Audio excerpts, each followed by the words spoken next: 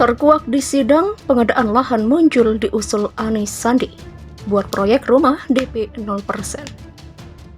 Dan dia itu menyatakan bahwa korupsi harus tidak ada di pemerintah provinsi ini. Nah, dia itu yang terdepan, tapi juga kena OTT KPK.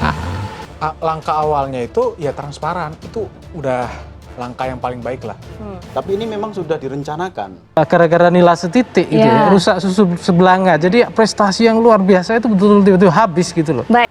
Apa yang dilakukan selama ini saya kira itu seperti menampung air hujan dari genteng yang bocor. Jadi sadar sejenak, kemudian takut sejenak, akhirnya juga di wilayah-wilayah lain muncul hal yang seperti ini. Faktor pribadi, integritas itu sangat-sangat penting. Itu yang menyebabkan sebenarnya perencanaan korupsi ya modusnya semacam ini. Kejahatan kan dilakukan di ruang gelap.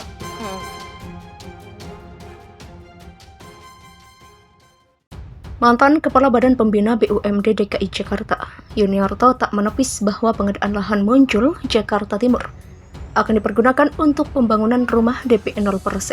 Lahan itu diusulkan masuk dalam program Rancangan Pembangunan Jangka Menengah Daerah atau RPJMD DKI Jakarta 2017 sampai 2022. Hal itu disampaikan Yuniarto dalam kesaksiannya untuk terdakwa ex-direktur utama PT Perumda Pembangunan Jaya, Youri Cornelis, di Pengadilan Tindak Pidana Korupsi atau Tipikor Jakarta Pusat. Jaksa KPK awalnya menanyakan target rumah DP 0% kepada Yuniarto. Pertanyaan yang disampaikan jaksa soal siapa orang yang pertama kali mengusulkan lahan muncul digunakan untuk rumah DP 0%.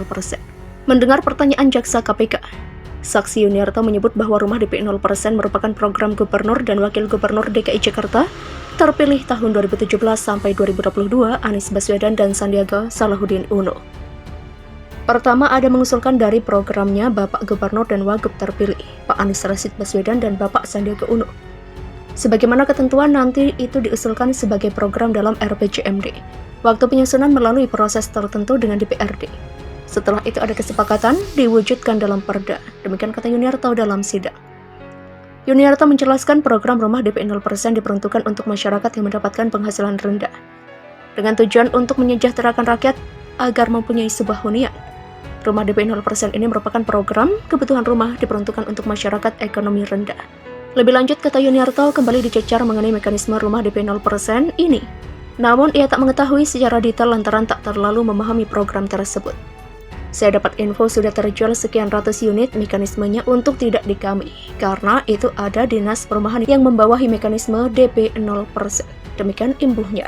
Dalam dakwaan jaksa KPK, Youri didakwa telah merugikan keuangan negara mencapai 152 triliun 152 miliar 565 juta 440 ribu rupiah. Target kasus korupsi pengadaan lahan di Muncul, Jakarta Timur.